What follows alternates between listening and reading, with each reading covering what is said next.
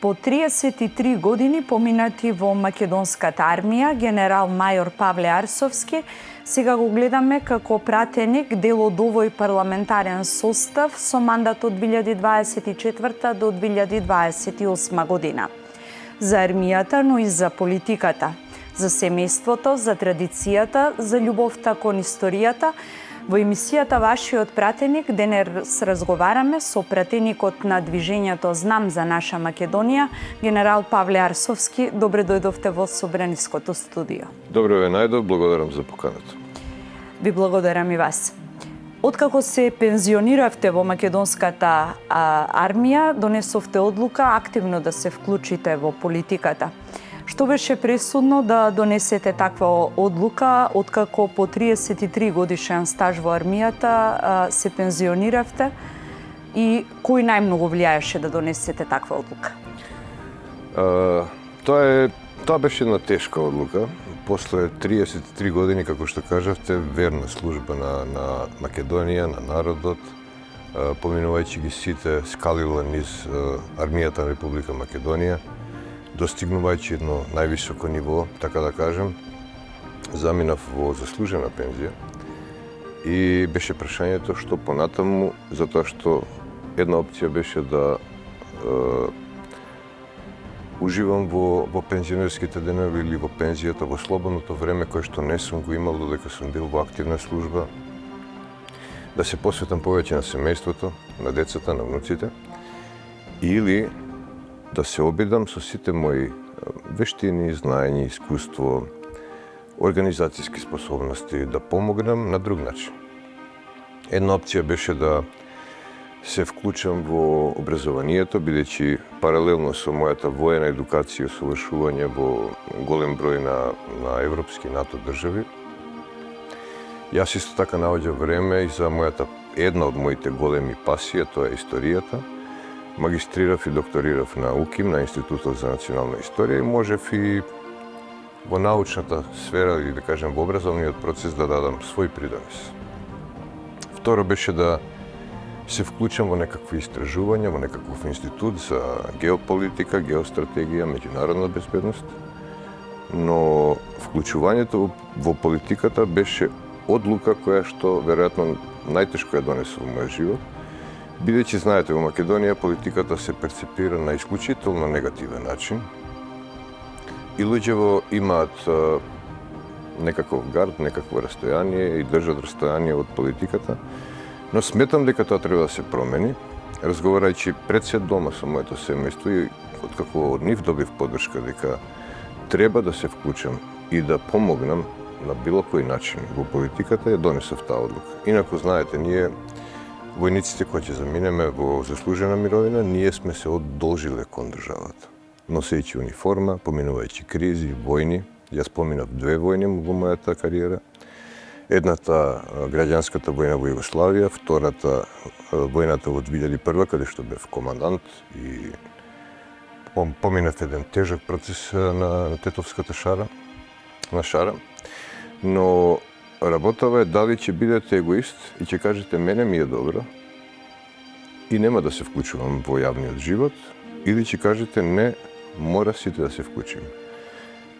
Моите деца се високо образовани, вработени во приватни странски компании, солидно заработуваат. Значи, јас можев, имав сите причини да останам дома. Но тоа ќе беше себично од моја страна. Алтруизам, грижа за сите, грижа за другите е тоа што ме водеше во насока на тоа да се вклучам. И конечно, на крај, можеби најважниот момент беше тоа што Максим Димитриевски, со кого се познавам долги години, ми се јави едно утро и рече: генерале, ние тргаме во иницијатива за формирање на нов политички субјект. Со Максим Димитриевски имаме слични, или да кажем скоро исти, и морални сваќања, и морална и физичка храброст, одлучност да се бориме, да ги менуваме работиве. Се вклучив во иницијативата за формирање на тој политички субјект и еве, пред наши очи се раѓа една нова сила, поинаква од постоечките политички сили. Ја градиме секој ден, секоја недела, секој месец. И тоа ме исполнува работа со луѓе, ме исполнува организација на партијата, на внатрешен план, ме исполнува и политиката. Сметам дека секој квалитетен човек во Македонија мора да излезе од својата комфортна зона, несебично, безпоштедно да се вклучи и секој кој колку што може, кој колку што знае да се даде за Македонија, да ја направиме навистина едно пристојно место со кое што ќе се гордееме сите, место за живење. Сите во себе носиме некакви традиции, семејни вредности, кои ги почитуваме и на кои се навраќаме без оглед како тече животот и какви предизвици ни носи. Што најмногу влијаеше на вас за да ги стекнете овие особини? Мојата кариера или биографија е многу колоритна. Јас сум роден во Гостивар. На 3 години моите родители преселиле во Хрватска. Одраснат сум во Хрватска. Научив 2 јазика во тогашната Југославија. Воената гимназија ја помина во Загреб, 4 години во Хрватска, потоа во Белград 3 години, во Србија, потоа повторно во Хрватска, во Задар. Веројатно, основите ги стекнав во моето семејство. Меѓутоа, јас со 14 години заминав од дома и никогаш не се вратив. Јас сум растен во една прилично строга, аскетска, спартанска средина. Таква беше поранешната армија. И кај секој млад човек се вградуваат оние вистински вредности. Морал, етика, честност, одговорност, самодисциплина и дисциплина и организираност. И сите тие карактеристики понатаму како офицер ги доградував, ги надградував, постојано се усовршуваме. И тие карактеристики фактички се и основата на моето функционирање и во политичката партија. За волја на вистината, тоа се пренесува и на семејството. Секогаш семејството е основна клетка на секое здраво општество и тоа лично воспитување кое што го воспримаат децата од родителите е основата за да еден ден станат добри луѓе, да бидат луѓе кои што ќе бидат од полза на заедницата, на општеството и така натаму. Така да, во мојата кариера поминав многу работи, поминав многу кризи, војни спомнав. Се школував во европски НАТО држави. Еден динамичен живот кој што не застанува ни сега. Често пати ме прашуваат од каде ти енергијата на овие години да си постојано меѓу граѓаните, на терен, со луѓе. Меѓутоа, тоа ме исполнува и една од моите девизии е дека животот е борба. Вита проелиум ест. Ние сите се бориме за подобро утре. Се бориме за екзистенција, за подобри услови на нашите деца, на нашите блиски. Животот е борба. А втора важна девиза која што не ја отстапувам, тоа е дека треба да има дела, а не зборови. Акта нон верба. Ние во изминатиот период и во политичкиот живот во Македонија многу пати среќаваме луѓе кои што многу зборуваат, но не делуваат, немаат дела. Јас сум човек и во кариерата ги учев моите подчинети, моите соработници дека нема невозможни работи. Нема невозможни работи, има само луѓе кои што клонале со духот или паднале со духот, со моралот. Така да верувам дека Македонија со силна волја, посветеност, многу работа ќе ја направиме подобра земја, европска земја со која што сите ќе се гордееме. Го спомнавте вашиот животен пат и богатото искуство како дел од македонската армија. Колку тоа што го стекнавте како знаење и како искуство низ сите тие години ви помага денес во работата во законодавниот дом? Работата во законодавниот дом за мене е нова. Јас една година сум пратеник, не знам, во парламентот. Но бидејќи во животот постојано учите, постојано се усовршувате, не можете да станете. И јас на овие години учам, читам многу, се доедуцирам. Гледам дека постои поле и можност, ако искрено се сака, да се подобруваат работите, низ законски измени, дополни, да се предлагаат нови закони, да се решаваат многу од сиви точки кои што постојат во постоечкава законска регулатива, но и да се прилагаат и нови законски решенија за области кои што до сега не биле третирани.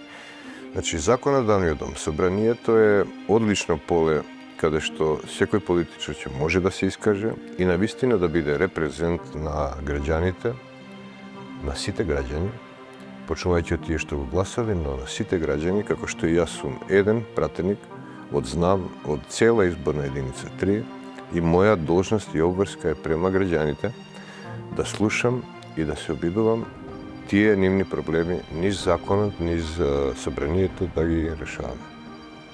Ви благодаря.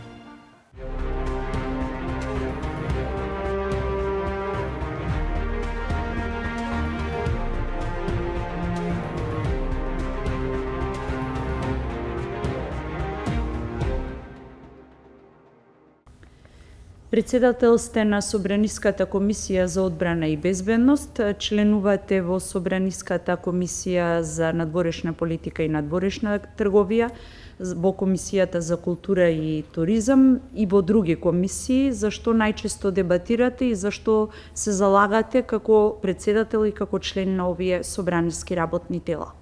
Моето членување во собраниските комисии на некој начин го одразуваат и мојот афинитет. Пред се тоа е моето војно образование како генерал во армијата, но исто така и мојот афинитет кон надворешната политика, геополитика, геостратегија, културата. Така да во сите овие комисии земам активно учество и со задоволство работам.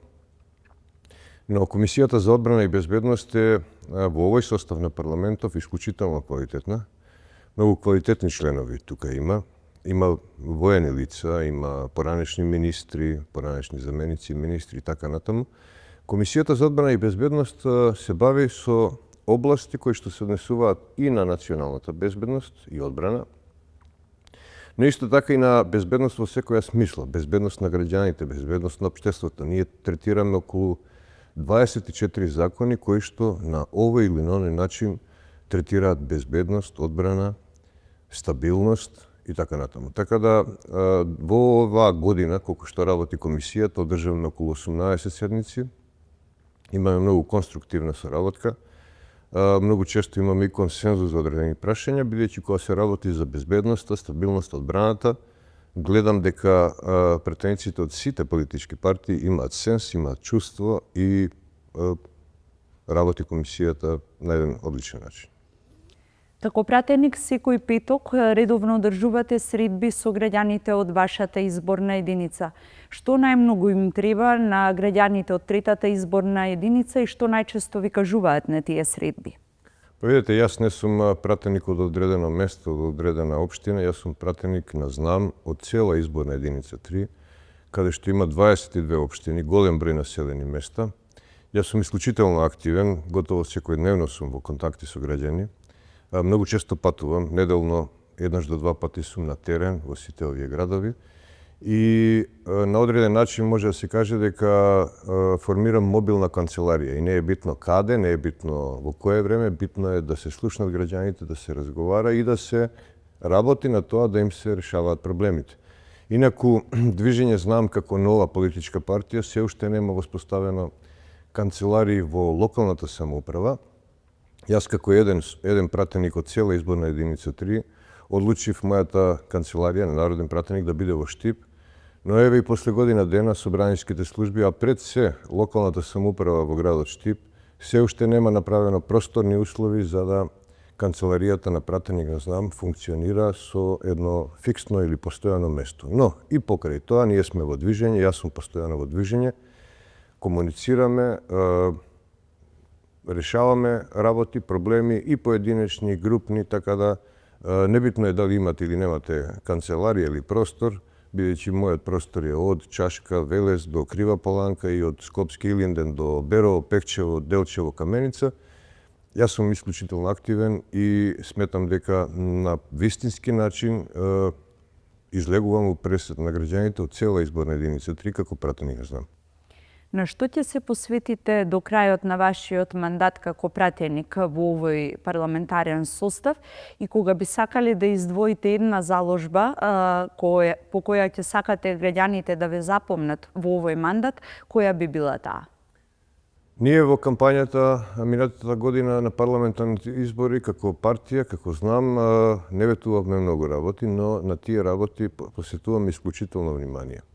Пред се тоа е одговорност, превземање одговорност и одговорно водење на политиките, борба против корупцијата во секој смисло, реформи во јавната администрација, реформите во правосудниот систем. Дополнително ветивме пред граѓаните дека ќе се обидеме да го решиме проблемот на статусот на професионалните војници. Јас како генерал во армијата чувствувам и обврска и се борам тој статус да се реши во време трајање на овој претенички мандат и верувам дека тоа ќе го направиме. Но трагедијата во Кочани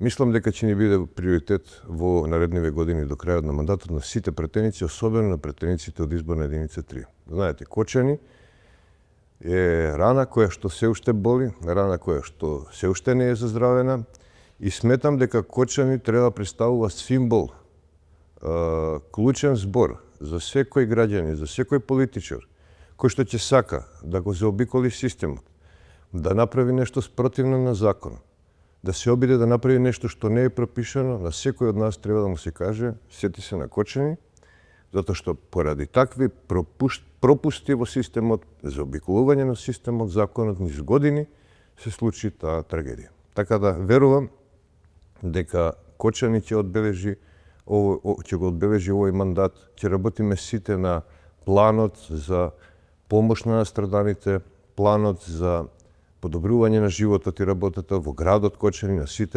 сите кочанчанки и кочанчани, така да верувам дека Кочани ќе го одбележи овој мандат и мој и на сите претеници во собранието. Ви благодарам за овој разговор и што бевте дел од емисијата Вашиот пратеник и што пред нашите гледачи се представивте во прво лице. Благодарам за поканата, ми беше исклучително задоволство.